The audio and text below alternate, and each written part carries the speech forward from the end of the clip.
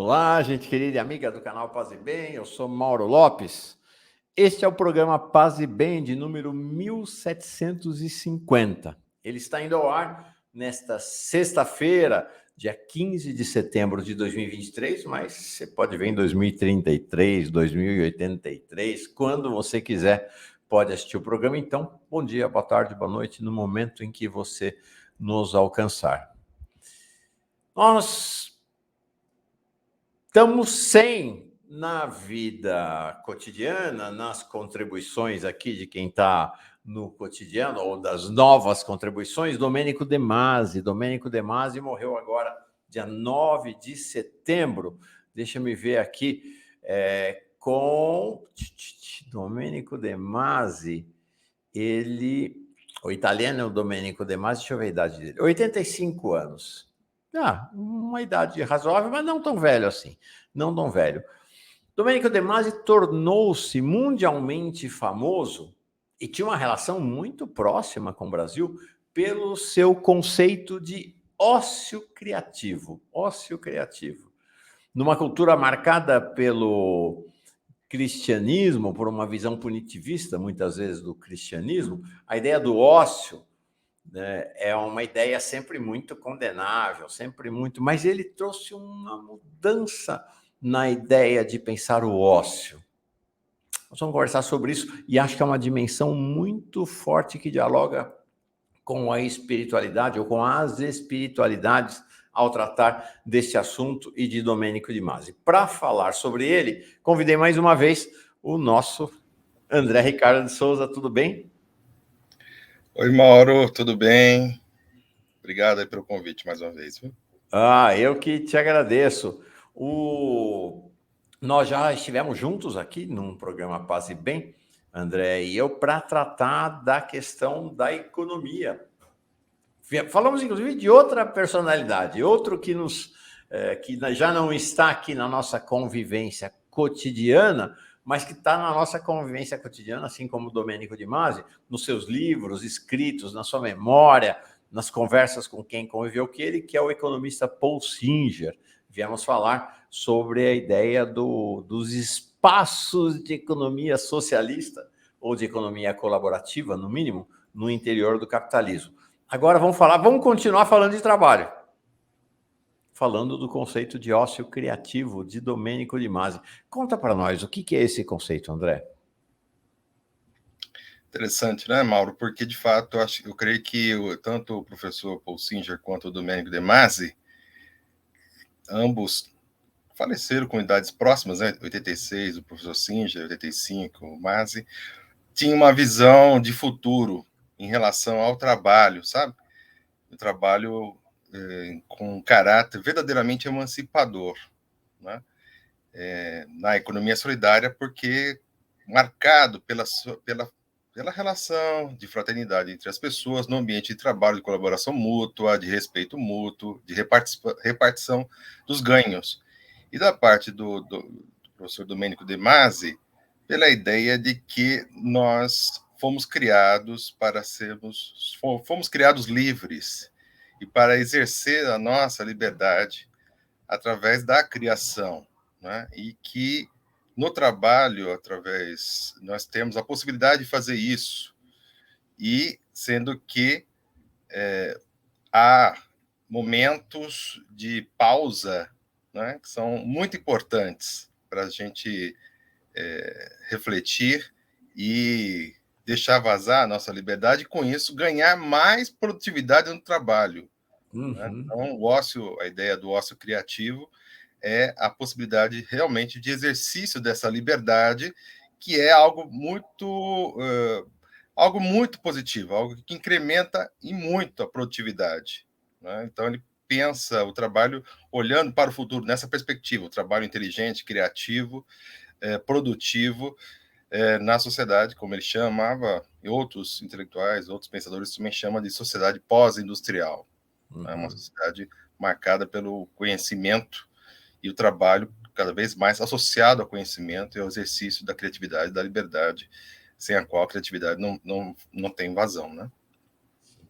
Mas é interessante, uma coisa que me interroga nesse conceito dele, André, É assim, o Domênico De Masi, ele, com esse conceito, ele rompe com aquela ideia que nós temos, que é ou trabalho ou ócio, ou descanso, ou lazer, ou outro nome que a gente queira dar.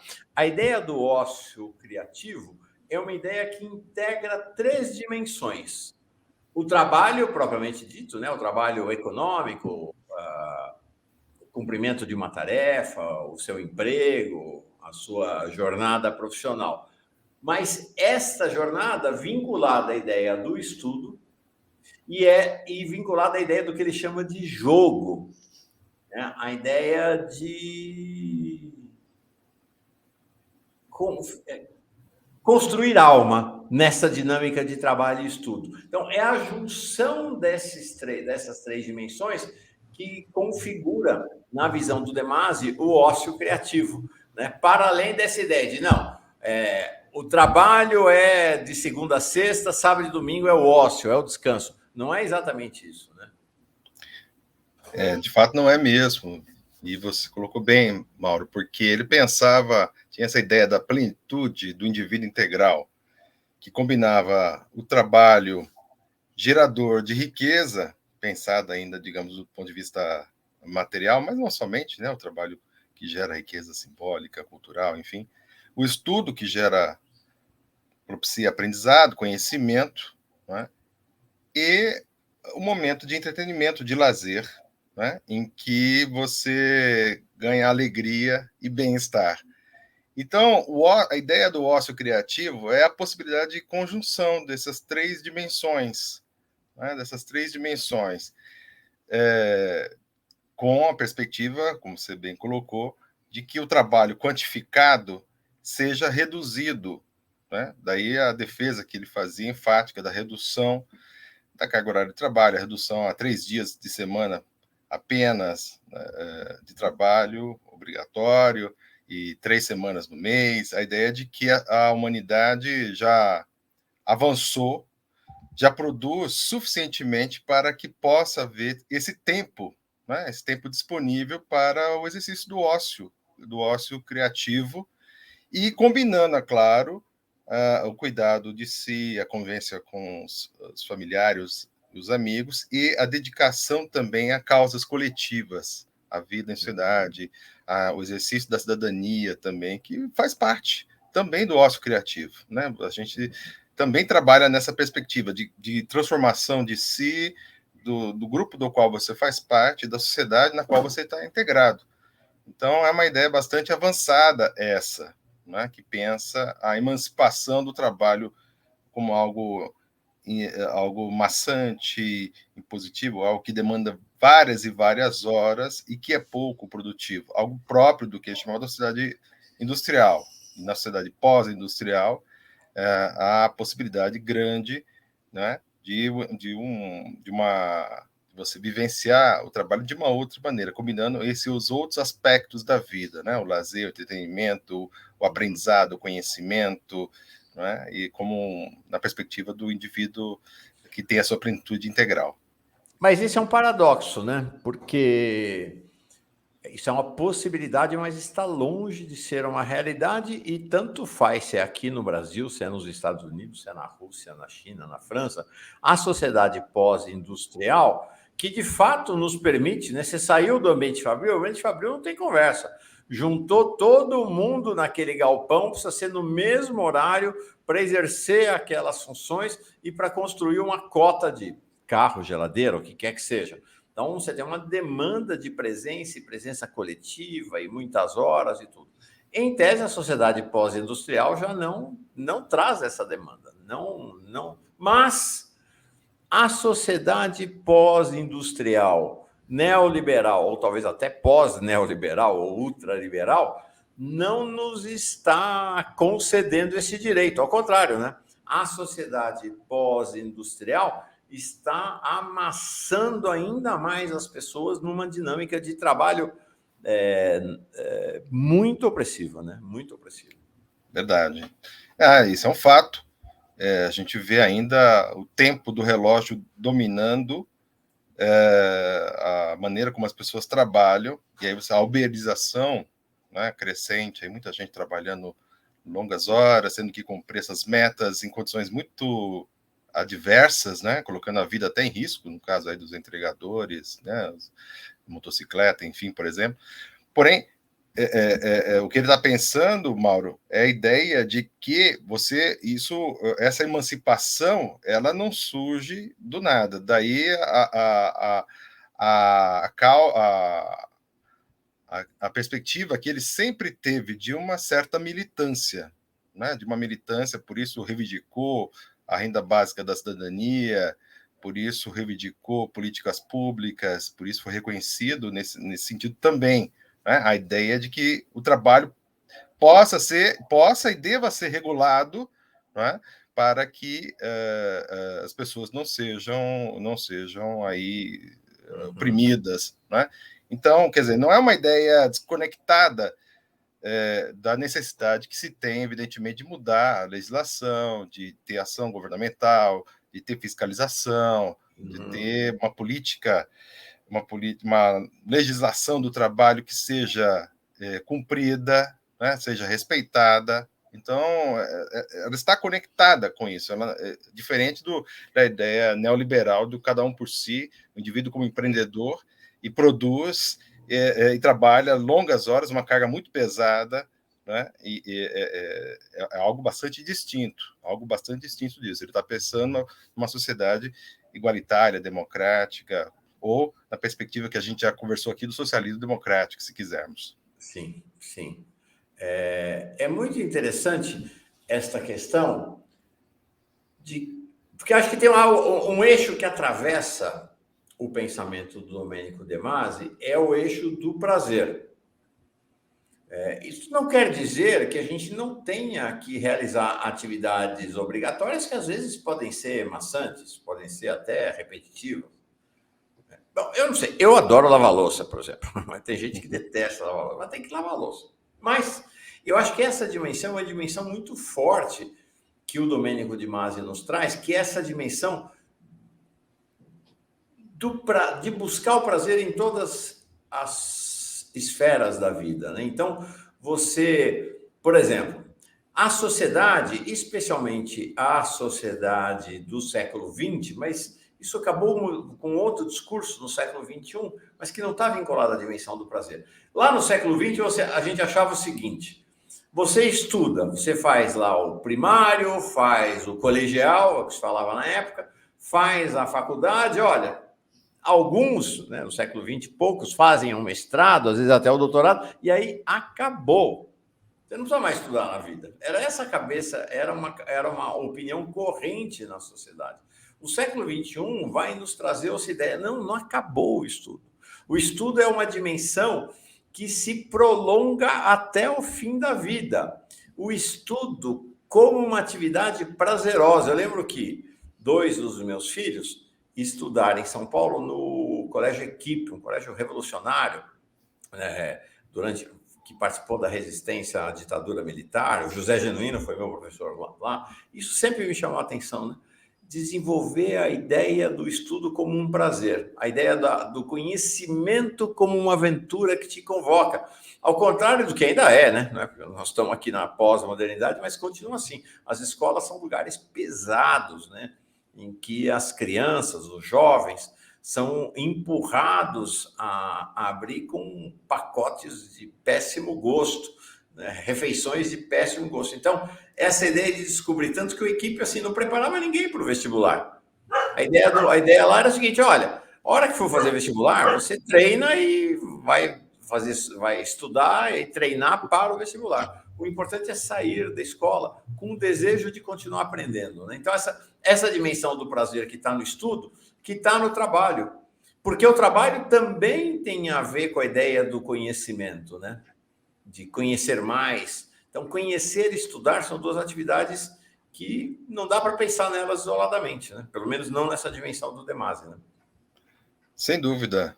Interessante você lembrar o Colégio Equipe, da onde surgiu os integrantes que se uniram e foram formar o Titãs, né, por exemplo. Exatamente. Né, e então você tem essa ideia, Mauro, que o trabalho enfim, nós tivemos, com Lutero veio a ideia da vocação, a vocação para o trabalho, né? Não somente a vocação religiosa, há uma ideia moderna muito importante, né? E você mencionou, no âmbito religioso, acabou se disseminando a ideia de que é preciso estar ocupado, né? Cabeça vazia, oficina do diabo, ocupado com o trabalho, mas o que o De Masi vem trazer, Mauro, é a ideia de que a ocupação pode e deve ser algo, digamos, leve e totalmente conectado com a liberdade e a criatividade, né? E que nesses momentos, né, nos momentos cotidianos, lavar a louça, por exemplo, lavar que tal, coisa do gênero, isso são momentos que propiciam, né, certos cliques, certas descobertas, certas resoluções de problemas, né? Então, o trabalho pensado por demais como algo leve, algo que cada vez mais ligado ao intelecto, né? Deixando o aspecto pesado para as máquinas, para os aparelhos, enfim, e priorizando o tempo que o indivíduo necessita, que é importante para refletir, para pensar, para criar, né? Então, nós somos chamados, sim, para o trabalho, mas o trabalho não o trabalho nesse sentido impositivo, mas um trabalho no sentido da criação, né? E o mundo já avançou bastante, Mauro, já avançou bastante, já produziu, já aumentou bastante a produtividade do mundo para que as ideias de De Masi possam ser colocadas em prática. Isso é uma questão política, né? É preciso ter claro isso. Que a gente, para ter um mercado de trabalho regulado, não é? E para haver possibilidade das pessoas terem mais tempo para para o exercício do ócio criativo, o mundo já produz suficientemente para isso, né? Poderíamos todos os indivíduos, todos os seres humanos ter uma renda garantida para que pudesse, inclusive, não ser totalmente dependente, por exemplo, de uma condição da busca necessária do emprego, né? O mundo produz suficientemente para isso. É uma questão de decisão política, precisamos reivindicar fortemente isso, né? Então, o contrário do que se diz, né? Que não, que seria uma ideia utópica, não. É algo concreto, né? E nos ambientes, nos locais, nas empresas, nas startups da vida, onde se estimula o espaço, o exercício do ócio criativo, através do jogo, do entretenimento, também há um ganho expressivo de produtividade. Então, quando se possibilita a conjunção, né, do trabalho, do aprendizado, do estudo e do exercício da liberdade também com entretenimento e lazer, a gente vai ver um acréscimo substancial de produtividade. Então, é nessa perspectiva que o De Masi pensa, e é interessante, a questão, por exemplo, do teletrabalho. Se a gente for pensar, né, Mauro, em 1995, quando ele publicou O Ócio Criativo, chamar atenção para o teletrabalho, o avanço que o teletrabalho traz em termos de produtividade, e a gente vê isso acontecendo efetivamente hoje, né? Nós estamos aqui já caminhando para a terceira década do século XX, século XXI, e a gente está vendo efetivamente um aumento de produtividade via teletrabalho, via o emprego da tecnologia, da comunicação à distância, enfim. Então, a meu ver, é um pensador que trouxe elementos muito importantes para a gente pensar o mundo do futuro, diria até, a meu ver, visionário. Ontem, você está trazendo uma questão que é a questão da possibilidade concreta, não é uma ideia inatingível, né? Você está trazendo o seguinte, ó, nas condições concretas do mundo de hoje, então nas condições concretas do mundo de hoje, essa possibilidade já existe. Falta agora a vontade e o desejo político. Na Inglaterra, no junho do ano passado, começou uma experiência lá com 70 empresas de semana de trabalho de 4 dias. Aqui no Brasil, inclusive, está marcado para novembro, também aberta a adesão de empresas lá para fazer a experiência da semana de 4 dias. Na Espanha, há uma outra experiência acontecendo que não é propriamente a semana de 4 dias, mas é a licença menstrual para as mulheres, né? As mulheres estarem dispensadas do trabalho durante um determinado período na menstruação. Então, são todas possibilidades que vão acontecendo. Sabe, eu fui empresário um tempo, saí dessa vida. Durante 20 anos, presidi uma agência de comunicação. Essa experiência acabou em 2011, já faz um tempinho. Então, de 91 até 2001, 2011, isso, acabou em 2011, durante 20 anos. E lá a gente fez uma experiência muito interessante, sabe, André? Que era a seguinte: um dia de folga mensal. Pode parecer pouca coisa, mas numa empresa é um desespero. Os gerentes lá, bom, depois mais adiante teve uma outra etapa que era acabar com as gerências na empresa também. Tá? Nada disso deu muito certo, tá? Porque era difícil, complicado, mas eu achei que deu certo. Principalmente essa experiência de uma folga por mês. Então, as pessoas tinham direito, uma vez por mês, a tirar um dia de folga durante a semana. E até a gente estipulava, não é dia de você ir no dentista, no médico, nada. Não, você faz isso no corrente da sua vida de trabalho. Você precisa ir no médico, você pega um horário durante o dia de trabalho, no final, no começo, no meio, e vai no médico. É um dia para abrir uma janela. A tese nossa era, se a pessoa, nesse dia de trabalho, porque uma coisa é o fim de semana, que inclusive ele é também estruturado, muitas vezes, no caso de uma dinâmica de trabalho, né? Você faz a listinha das obrigações do fim de semana, né? Então a ideia é, olha, fica uma semana por mês em casa, vai no cinema, vai bater o tapete, vai fazer o que você quiser. A nossa ideia lá era a seguinte: a gente abre uma janela e quando a pessoa volta, ela traz para nós as novidades dessa janela aberta. Eu achava que era uma ideia razoável. E interessante, fazendo as contas, isso queria dizer, na prática, 12 dias por ano. Não tinha desconto no salário, nada. Era um dia de folga da pessoa. Então, você tinha quase que meias férias distribuídas ao longo do ano como uma possibilidade. Eu achava muito interessante a ideia. Achava realmente muito interessante a ideia. Agora, a jornada de 4 dias, melhor ainda, né? Melhor ainda. Com certeza. Acho que você relata aí uma experiência, né, Mauro? O estímulo que se recebe, né, por ganhar um dia, vamos dizer assim, para uma abertura, vamos dizer assim, isso tem um potencial de retorno, né? Porque a pessoa ela tem a possibilidade de viver algumas experiências, se sente valorizada, se sente estimulada, e isso pode traduzir-se em produtividade, né? Então, essa é a tônica do Deleuze, né? De que o indivíduo, quando tem a sua liberdade respeitada, né? Valorizada, ele tem a possibilidade de exercer a criatividade, e isso acaba revertendo em maior produtividade nas suas tarefas. Por isso, a ênfase não é quantitativa, a ênfase é qualitativa, né? Insistindo que nós temos no planeta já condições para isso. Né? Então, ele está falando de algo que a semana de 4 dias está acontecendo aqui e acolá, mas no futuro a gente verá isso, viu, Mauro? Interessante, porque inclusive o foco nem era produtividade. Porque, assim, o que acontece no ambiente de trabalho? As pessoas desenvolvem círculos relacionais dentro do ambiente, né? Então, a empresa lá tinha 60 pessoas. Existia uma comunidade de 60 pessoas? Existia. Mas, sobretudo, que havia eram pequenas mini comunidades lá no interior de pessoas que se aproximavam por afinidade, né? Grupos de 3, 4, 5 pessoas. Era assim, era uma colmeia desses pequenos círculos.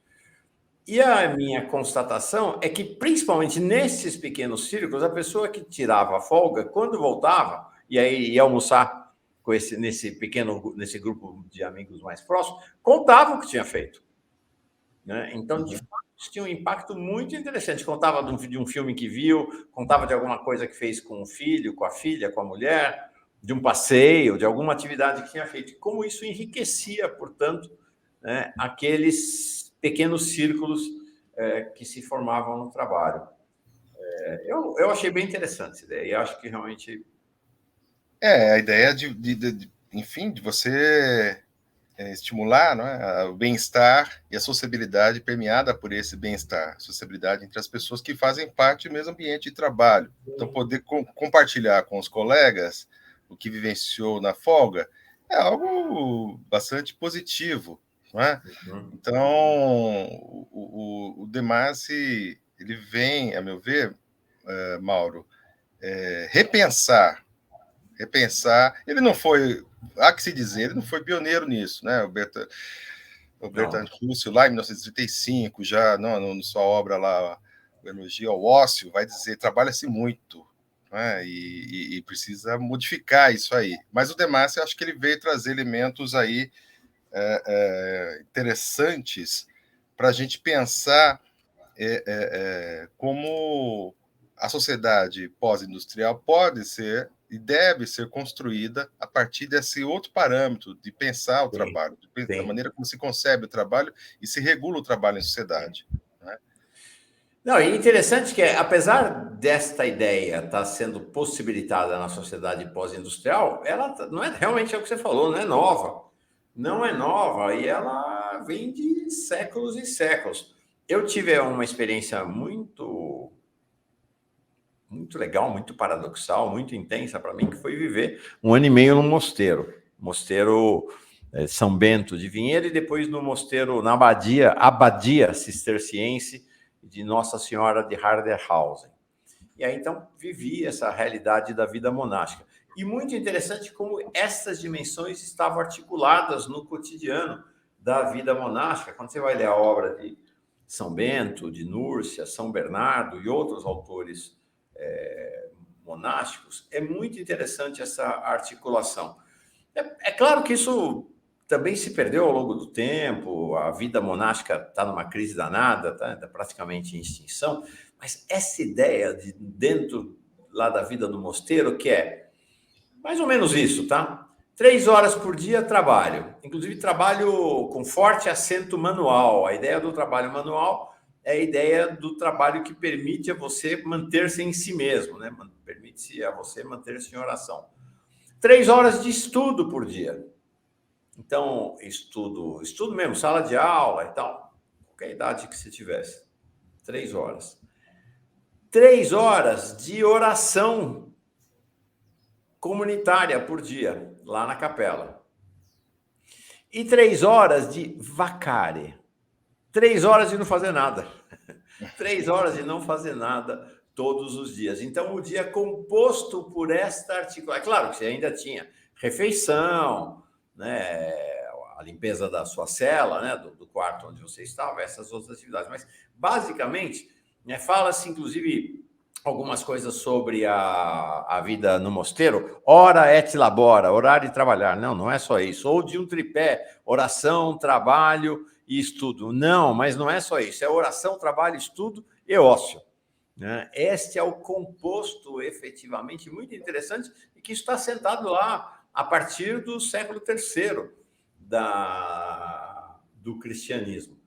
Só que em escala nacional não era viável. O que você está dizendo e que o Domenico De Masi traz diz o seguinte: a pós-modernidade permite que esta dinâmica estabeleça-se em escala nacional, em escala de multidões, de milhares, milhões de pessoas. Será?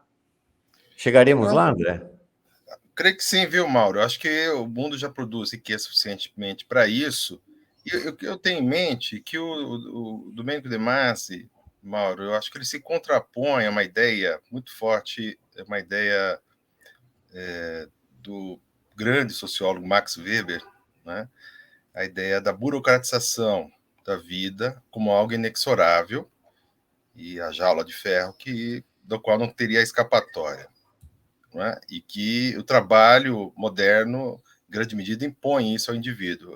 A meu ver, de alguma maneira, o De Masi busca recuperar a ideia do homem que terminava a vida pleno de vida, né? E o Leonardo da Vinci, que, por exemplo, tinha atividades variadas, né?